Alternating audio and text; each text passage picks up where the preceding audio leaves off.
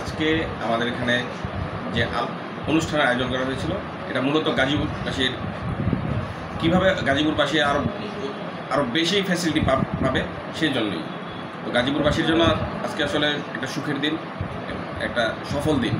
গাজীপুরবাসী এখানে আমাদের ঊর্ধ্বতন কর্তৃপক্ষকে প্রধান উপদেষ্টা বিশেষ সহকারী আমাদের সচিব মহোদয় এবং ডিজি মহোদয় আসছেন।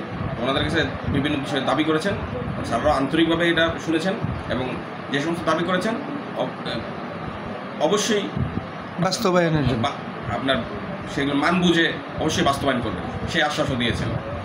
এখানে আসন সংখ্যা সীমিত ছিল, সেই আসন সংখ্যা বৃদ্ধি পাবে।